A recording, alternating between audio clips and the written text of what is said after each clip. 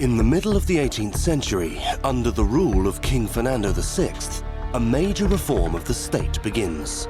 The Navy is the key to the Spanish colonial rule, and it needs a technological renovation in order to compete against England. The struggle for global hegemony is disputed in the seas.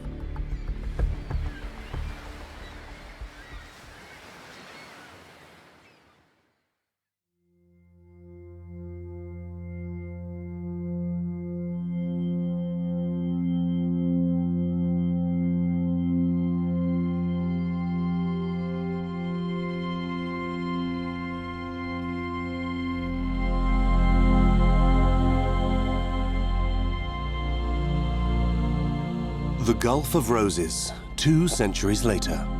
An archaeological expedition is aimed at studying the vestiges of a great ship found in its waters.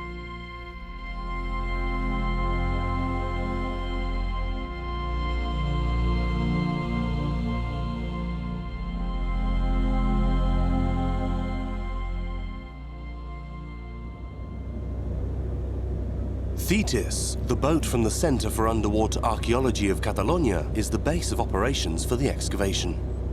This time, it is very close to the coast, in front of the beach of San Parr Pescador, in the site that could be that of the Triunfante, a Spanish ship of the line that sank at the end of the 18th century.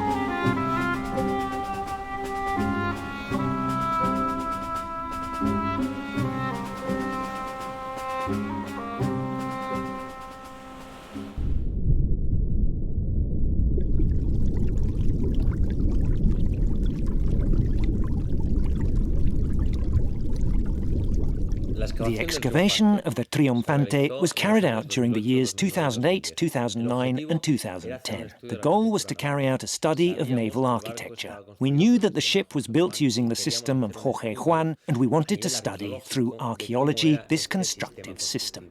It had never been done before, and we had the fortune of having a boat built with this system sunk in the Gulf of Roses.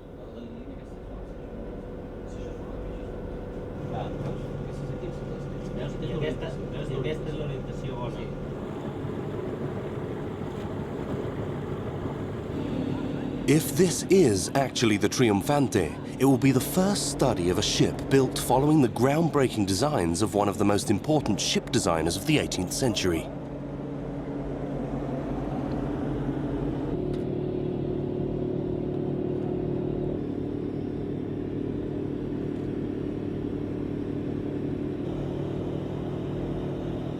The memory of the existence of the Triunfante was present among the fishermen and divers from the Gulf of Roses. But the archaeological institutions began to be aware of this archaeological site in the beginning of the 1980s, when some local divers communicated it to the Center for Underwater Archaeology of Catalonia.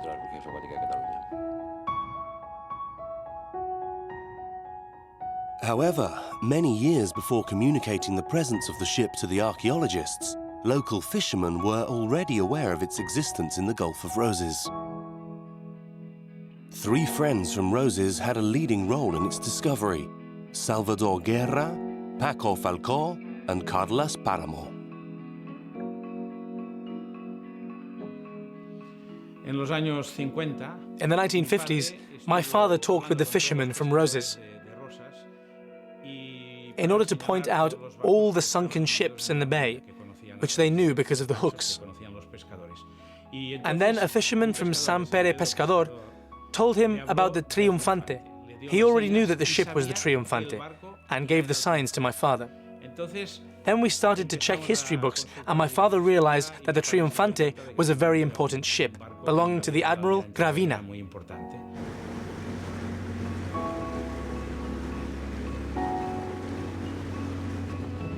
With the help of a colleague from Rosas, the son of a historian and collector, He found plans and objects at home. And after discussing it with his father, he told me that it was possible that an important ship from the Spanish Navy was sunken there on the beach. So one day we took a small plane and we examined the entire bay. And then, over the beach, we saw a large dark patch. And we thought that it could be the Triunfante. At that time, fishermen or divers like myself had no GPS or similar devices, so we had to use signs on the ground. We took some signs from the small plane, and then we went to sea with one of my fishing boats, and we were stunned by what we saw there. There were plenty of cannons. We counted about 14. There was even one that was stuck vertical, and I said, "This will be useful to moor the boats." The first news I had of the Triunfante is related to my long-standing friendship with Salvador Guerra. His father, Esteban Guerra, had documented all the hooks that the fishermen were reporting as elements that hindered the tasks of trawling and setting the nets and fishing lines on the sea bottom.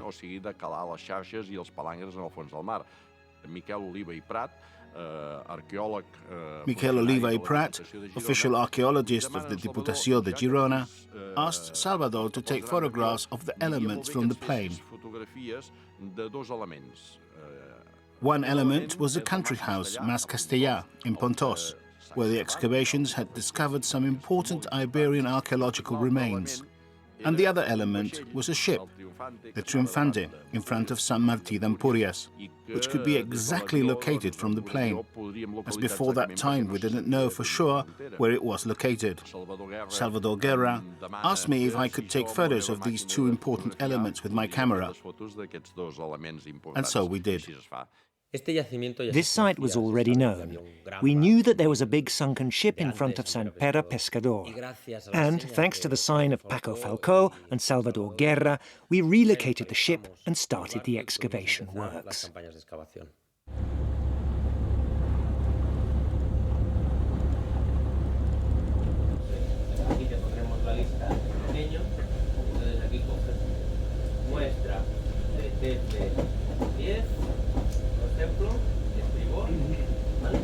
Y pones en la cuaderna donde está.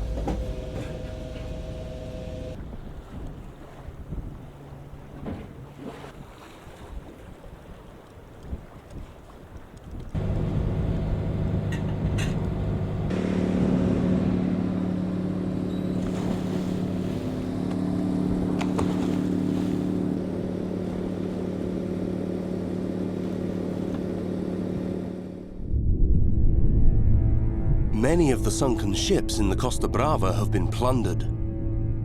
Tourism and lax legislation made these boats an easy prey until the 80s of the 20th century.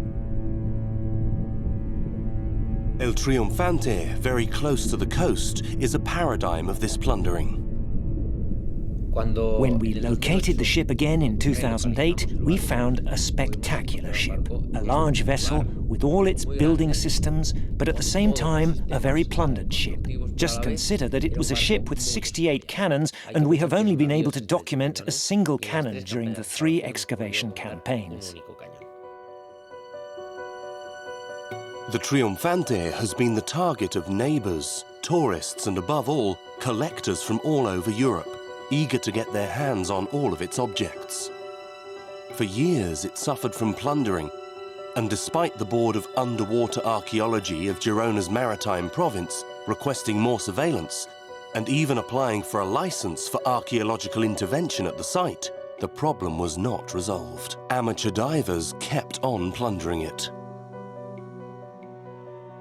During the 60s and 70s, the wreck of the Triunfante suffered an intensive extraction of archaeological material by local fishermen and divers. In the early 80s, archaeological expeditions knew about the existence of this ship, and a first prospecting was carried out using a new electronic device which had just been purchased, a magnetometer, that allowed the ship to be located with precision. The first time Salvador and I touched the Triunfante with our hands, we were going through the beach with all the equipment and swimming from the shore to the ship in quite precarious conditions. When we dived there, we saw some sort of hole and we could touch some Roman numerals. We saw that it was evidently the prow. In the same way, exploring the site with our limited equipment, we saw the stern. We saw a bronze piece finished in the shape of a sphere standing out of the sand. And later we learned that it was the stern's lantern. Later on, in 1977, we carried out regular visits to check the state of the wreck. And we always found people, tourists, swimming over there. And we realized that the ship was being plundered.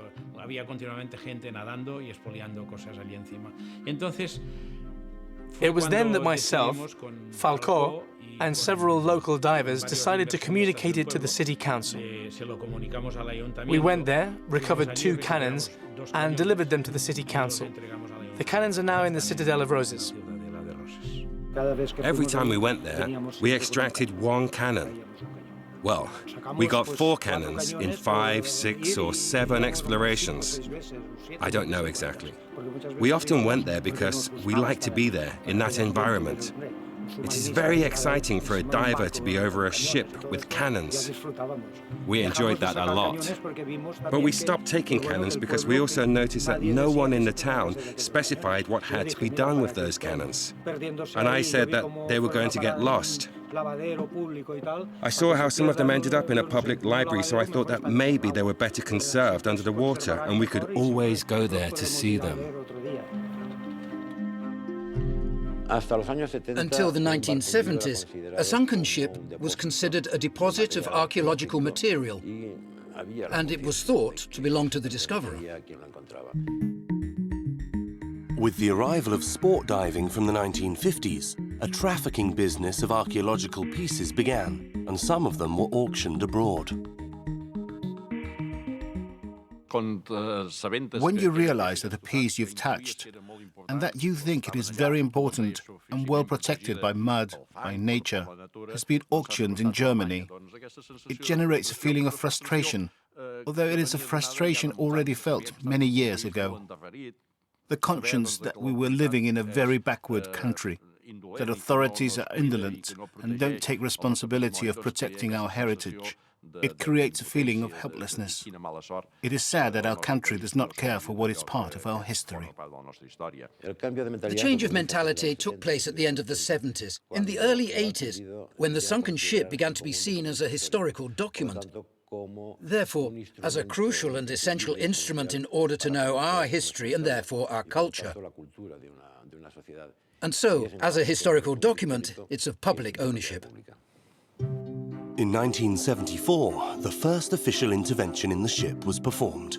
The Navy Diving Center brought the salvage vessel Poseidon in order to explore and evaluate the archaeological remains. Later on, in 1974, the Poseidon ship came and carried out the first campaign over the Triunfante. At that time, I used to have a Land Rover, and I remember that I helped them providing materials from the beach because they had to use machines, and many things had to be carried from the beach because the boat was close to it. The Poseidon was a tugboat with a depth of 5 meters, and the Triunfante was 4 meters deep. And for this reason, Poseidon could not reach it, nor be placed over the site. I supported them by guiding them to the site, teaching them everything I had seen, and then helping them with my fishing boats, carrying people and objects that had to be moved from the small boat to the ship. And this was our support.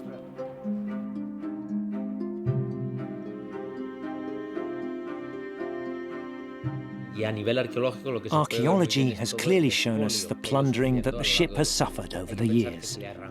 We have to bear in mind that the entire prow was torn off.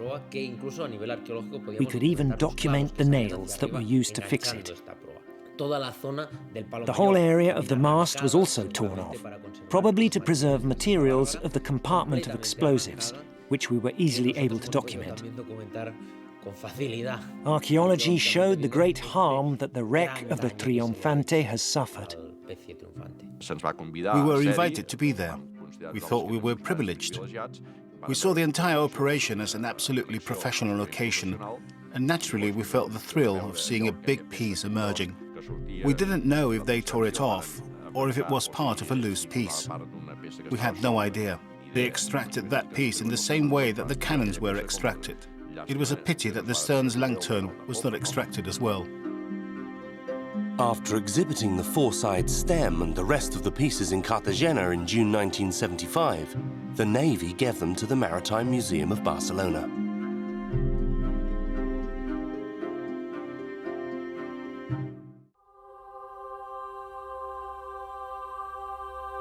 But what was the Triunfante doing in Roses? What was the reason behind its tragic ending?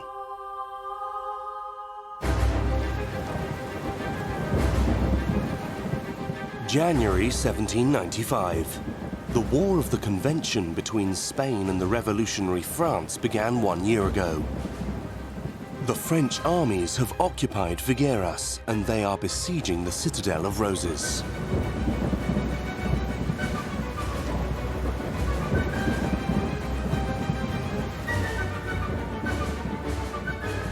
The only support comes from the sea, where a naval squadron commanded by Lieutenant General Federico Gravina is trying to break the siege.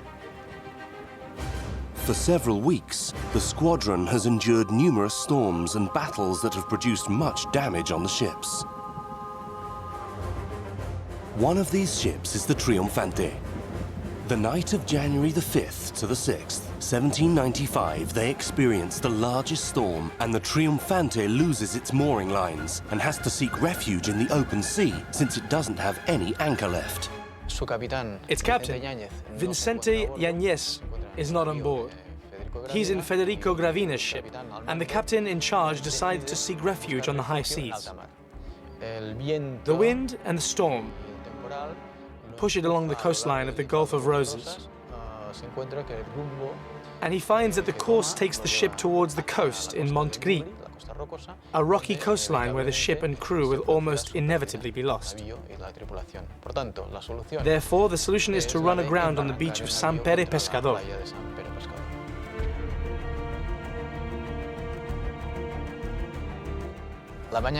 On the morning of January 6, 1795, Gravina sees from Roses how the Triunfante has run aground on the beach of San Pere Pescador and commands that everything must be disembarked from the ship, cannons, ammunition, etc.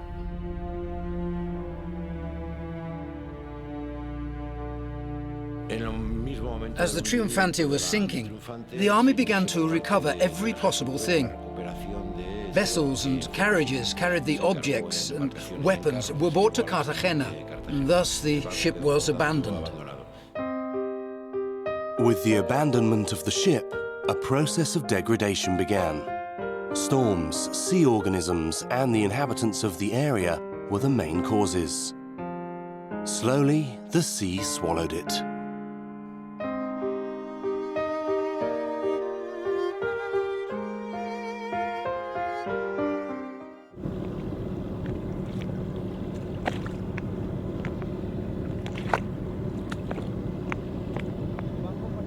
The ship suffered significant plundering during the 60s and 70s. Furthermore, this ship is 6 meters deep, run aground in the sand, and this means that the storms cover and uncover it with sand, which generates a mechanical effect on the remains. The plundering and the mechanical effect left the ship in deplorable conditions in the details, but despite this fact, it preserved its entire structure, virtually its entire length and breadth.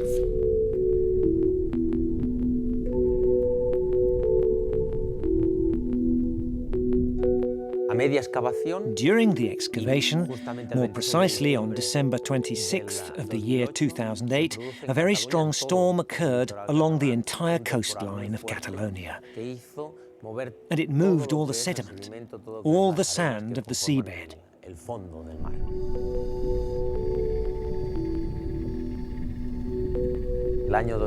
In the year 2009, when we went to do the field work, we found that 2 meters of sand had settled over the site where we had worked the previous year. To get to the site and reach the archaeological level, we had to use some industrial dredgers in order to remove the great volume of sand and to be able to document the ship, which had been so easy to work on the year before.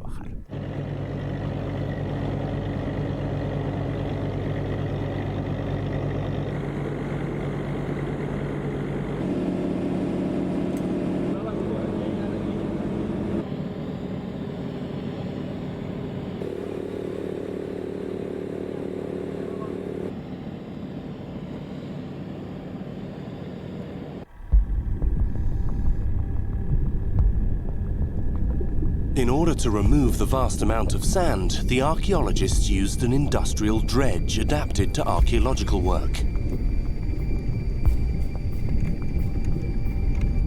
In this way, they drew out the 3 meters of sediments and deposited them far from the site. It took nearly 2 weeks of digging to reach the remains of the ship.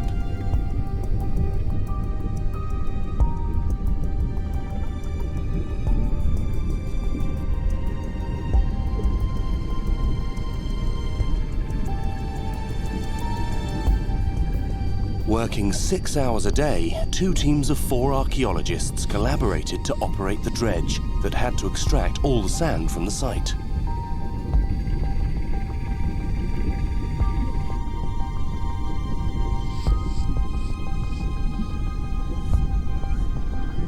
When the first remains appeared, they began to work with suction hoses. These hoses enable the sediments that cover the architecture of the ship to be carefully removed in order to discover the archaeological objects.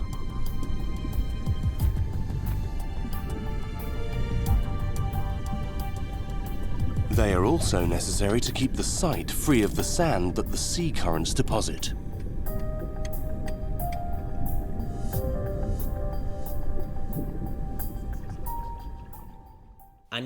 In terms of field work, this ship allowed us to perform a lot of teamwork, as it is a very big vessel. And what we did was to remove the sediments that covered the remains we wanted to study, as any archaeologist would do, and then document them. These 2 teams worked together, one removing the sediments and the other documenting the objects, since the size of the ship allowed us to do that.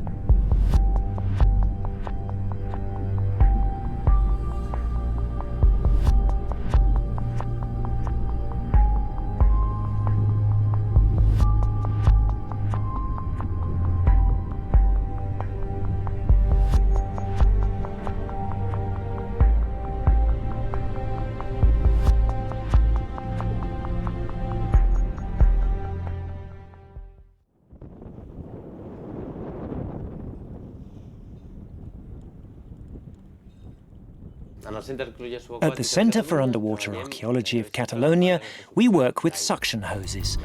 The technique is very simple. From the ship Thetis, pressured air is sent to the working depth level. This air reaches the working depth level and reaches an expansion chamber.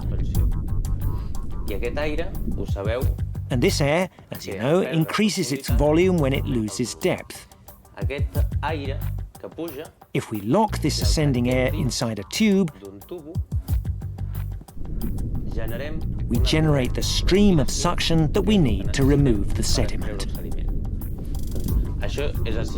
The suction hose system runs this way. We need to direct this suction, and for that we use a flexible tube, which helps us to direct the suction and thus extract the sediment within the site.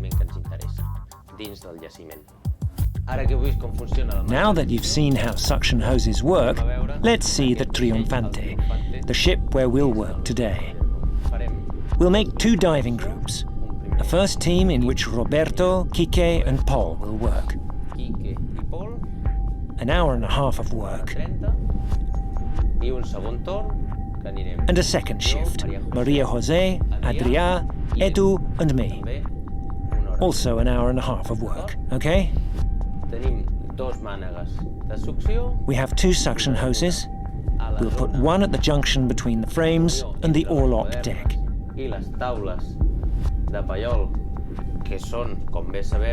They are, as you know, the original floor of the ship's hold.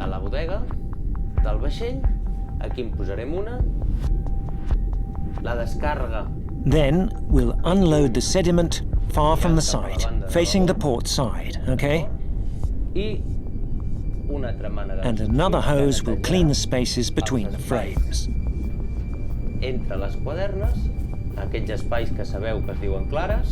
Here we must clean very carefully, as if we find archaeological material, it will be precisely right here, in these spaces between the frames. Always start from the keel and work towards the ends of the boat. Okay? The Triunfante is a ship from the Enlightenment period, a ship that was launched in 1755 as a result of a new policy of the Spanish state, which was aware that the Spanish Armada had become obsolete. The renewal plan of the Navy Minister, Marqués de la Ensenada, counted on the best scientists in the country. Among them, the most prominent was Jorge Juan y Santacilia, known in Europe as the Spanish Sage. Jorge Juan was considered the most important Spanish scientist of the 18th century. Member of the Order of Malta and trained at the Academy of Marine Guards of Cadiz, he was an engineer, a mathematician, and a great navigator.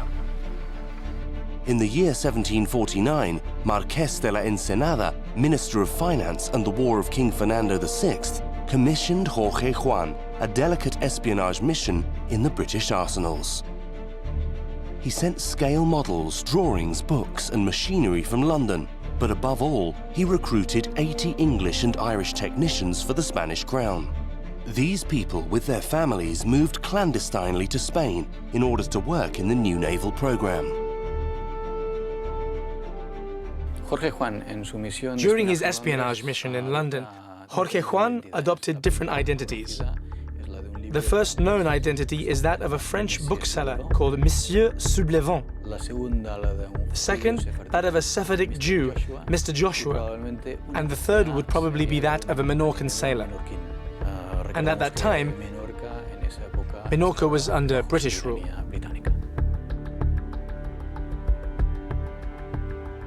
Jorge Juan introduces a new way of conceiving and building ships in Spain.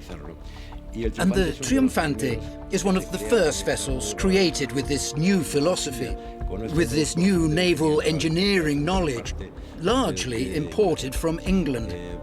So it marks a milestone for shipbuilding in Spain.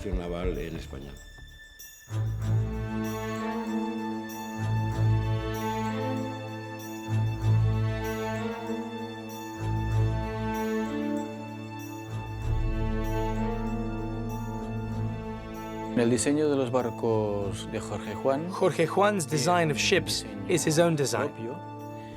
But in fact, one might speak of a hybridization of Spanish and English dimensions and shapes.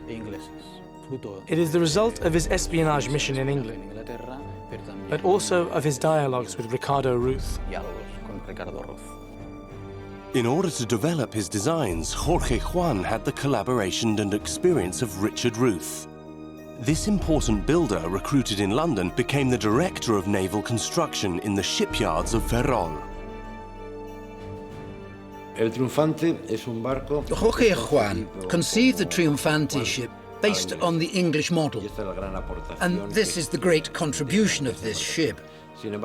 However, the infighting and the political situation meant that later on this English project also adopted contributions from the French and Spanish naval tradition. There are details that are not reflected in the documentation.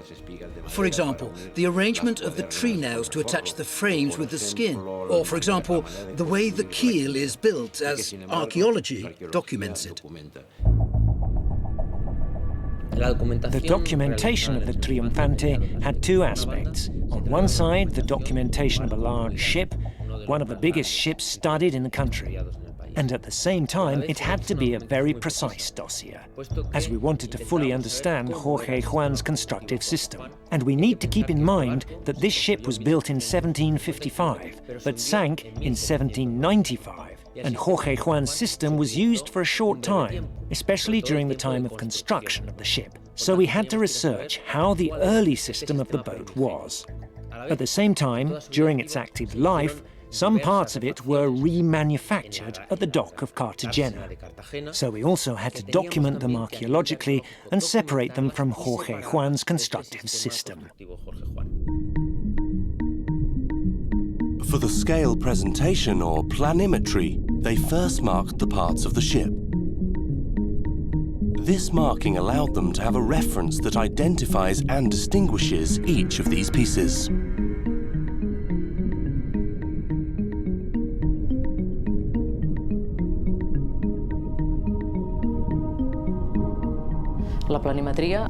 A manual drawing method was chosen for planimetry. This was done using a drawing structure, a frame of 6 meters by 4 meters, which covers an area of 24 square meters.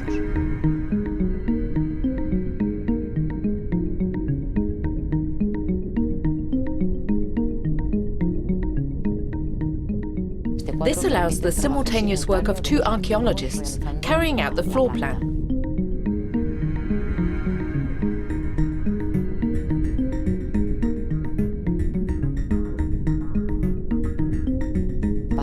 In the case of sections and elevations, which along with the floor plan give us the 3-dimensional information about the remains of the ship, we used an underwater laser system. This is a similar system to the one used on land, but applied to the aquatic environment.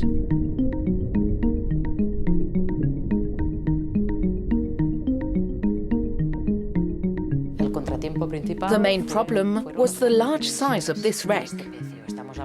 About 50 meters of preserved length by more than 10 meters breadth. This makes a study area of 670 square meters. That required moving the drawing frame 28 times.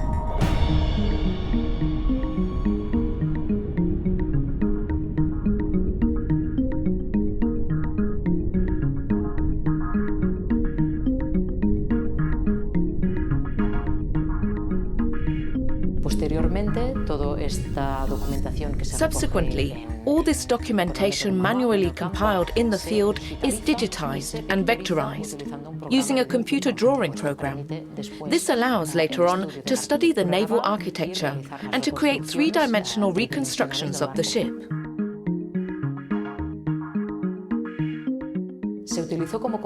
Zenit photography was also used as a complement to the manual drawing method. We photographed all the vestiges of the ship with metric references. This enabled us to compose a photo mosaic of the entire site. In addition, detailed photographs of distinctive or characteristic items were also taken. 200 years later, some items still remain at the site. One of the challenges will be their recovery.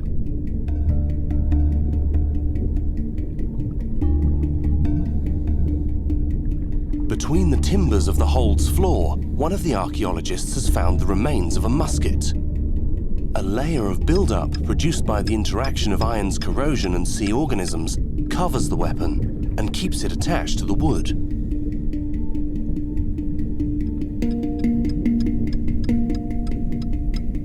It must be extracted very carefully.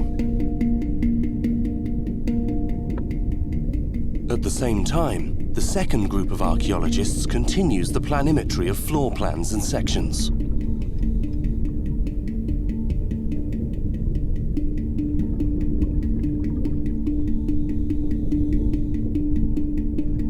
The archaeologists accurately hit the layer of build-up in order to separate the musket from the wood. A sudden movement could break it. Once detached, it is immobilized for transport.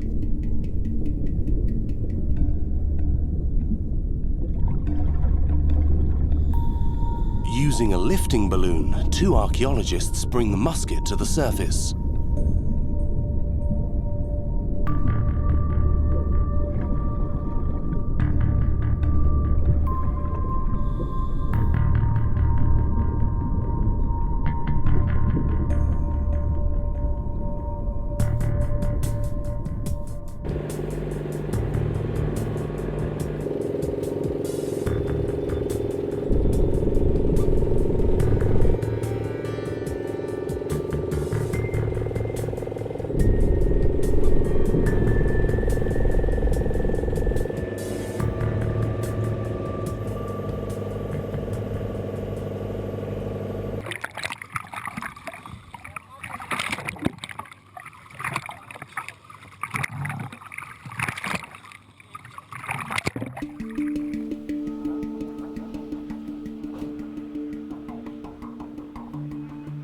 When it reaches the port, one of the most delicate moments of the excavation begins: the transport of archaeological material.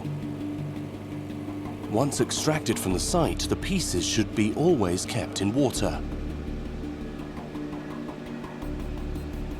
Momentarily for the transfer, some objects can be removed from the water, but they should be kept moist until their arrival at the laboratory.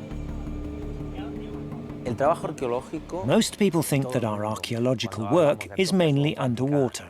But in fact, it's divided into 3 stages. Field work, when we indeed work underwater, which is 40% of the total archaeological work.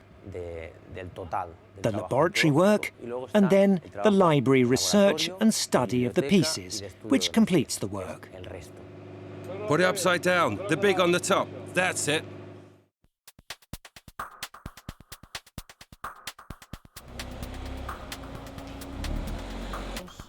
The laboratory of the Centre for Underwater Archaeology of Catalonia, located in Girona, is a model for the study and restoration of archaeological pieces. Here, the restorers carry out different processes of restoration of the different objects found during the excavation campaigns.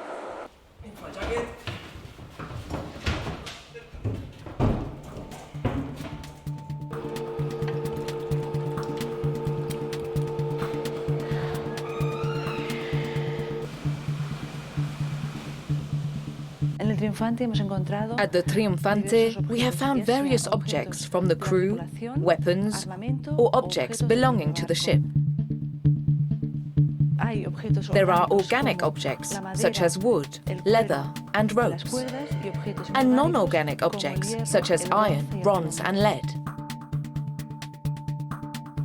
Archaeological objects arrive at the lab with different problems. Due to the long period of time that they have been submerged, some are covered with a layer of very hard buildup, or have incrustations of different invertebrate organisms that cover its surface. The Teredo navalis, one of these invertebrates, are mollusks that live in the wood and perforate it, creating large limestone galleries that destroy the structure of the ships.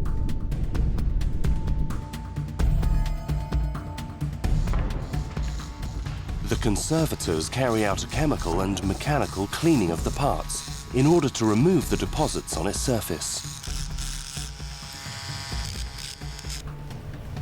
They use different cleaning instruments, from precision tools to household objects.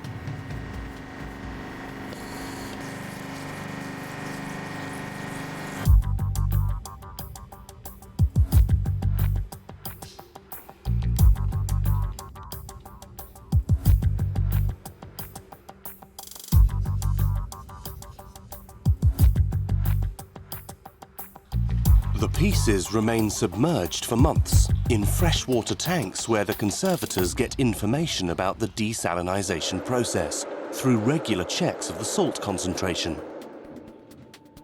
The salt accumulated over so many years will slowly dissolve.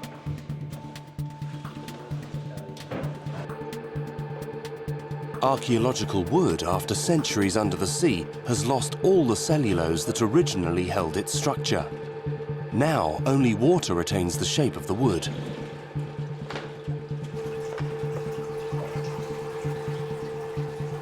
Organic materials are preserved until the present time because they are saturated with water. If we remove them from the water, they suffer irreversible degradation.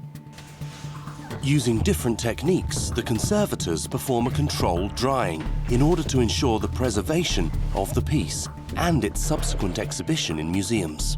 One of the procedures for drying organic material such as wood is lyophilization. Archaeological pieces are frozen and later introduced into a vacuum chamber where the frozen water of the piece goes from the solid state to gaseous state through a sublimation process. This way, the shape of the object is preserved. Another conservation process is the PEG saturation. The pieces are immersed in a solution of water and synthetic wax, polyethylene glycol, to a temperature close to 60 degrees Celsius. The concentration of this wax will be increased gradually.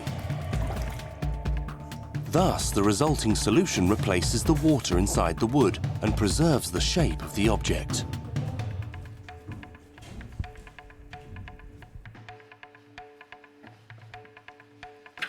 For the treatment of the ferrous materials of the Triunfante, they use electrolysis, which consists in applying low-voltage electricity through the piece in order to remove the layer of buildup and stop the oxidation process.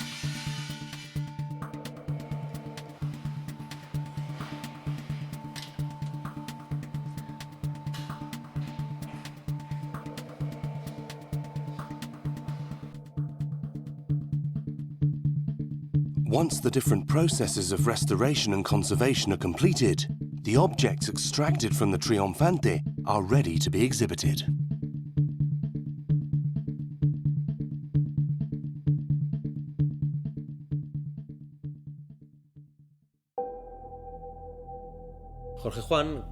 Jorge Juan creates a new construction system based on the combination of the English building system and the French-Spanish building system. It's a different building system that takes the best of each technique and makes a revolution, creating different and better ships within the building tradition of the 18th century. The English construction details, breaking up with the Spanish tradition, are, on the one hand, the joints of the different pieces in the keel, changing its horizontal disposition into a vertical one. The addition of a great piece that goes from the prow to the stern on the top of the keel, which is called deadwood. The removal of the empty spaces between the frames, resulting in a much more solid and compact construction. And also of the spaces between the different elements of a frame. The addition of filler pieces that they call choques. Theoretically speaking, we can indeed see these big differences. But what we aimed to do in our study of the Triunfante was to understand, archaeologically, at the practical level, how this construction system was implemented. Other construction details are the half timber in the prow and the stern, instead of floor timbers from the stern, big pieces in the shape of a V. And then, above all, the use of tree nails instead of iron nails to secure the sheathing of the hull, the most criticized object by Spanish builders. It was difficult to implement Jorge Juan's construction system in the Spanish shipyards. We should bear in mind that Jorge Juan brought a group of British shipbuilders from England, many of them Irish, who only spoke English or Gaelic, but not any language of the Iberian Peninsula. This made it very difficult to explain the methods of the new construction systems to the master builders, who were working on the ships with their own hands. This system mainly followed an English construction system. So it used tree nails to attach the pieces. And the master builders of the Spanish shipyards were used to working with nails. The union of wood with wood was not typical of the Iberian Peninsula.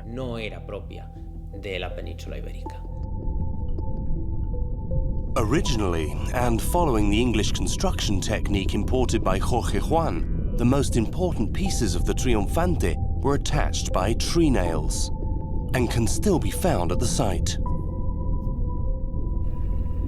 Political and technical changes caused the replacement of these tree nails with iron nails in some parts of the ship. The iron nails have disappeared due to oxidation, but regularly distributed holes allow us to detect them. To make the planimetry easier, we had to highlight them using marking elements.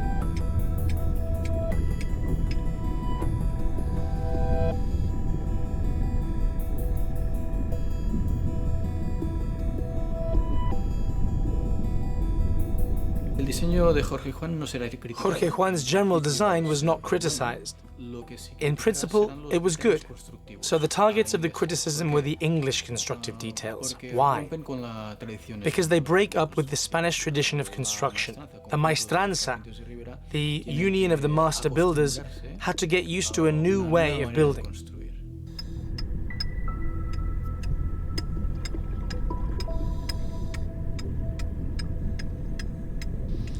The study of the vessel shows that the Triunfante was conceived using the English model, but also that throughout the construction process and during the 40 years of its life until the sinking in 1795, it underwent significant changes. Both, as I said, during the construction and hull shaping, as well as after the reforms made throughout its active life, some in Cartagena. For example, they added a copper sheathing.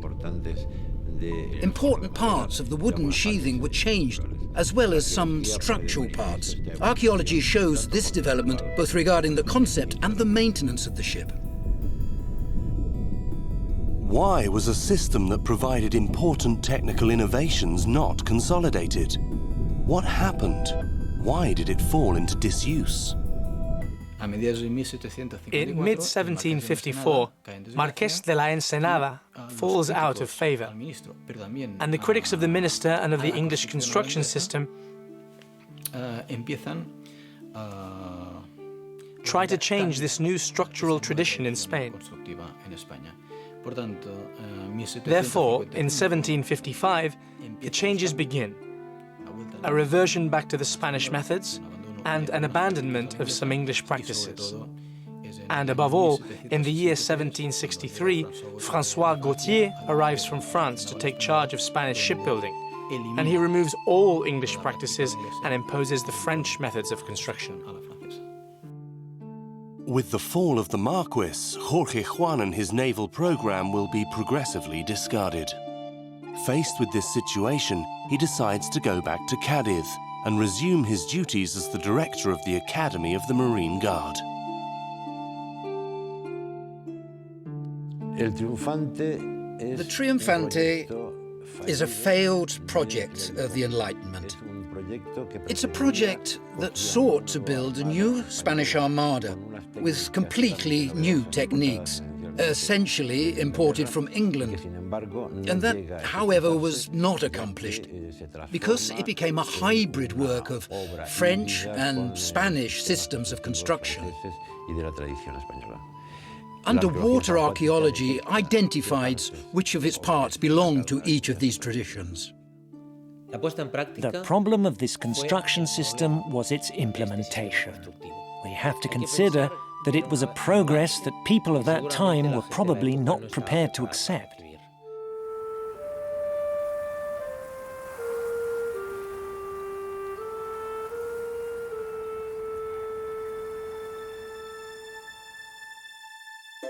Today, the Triunfante remains protected by sea sediments.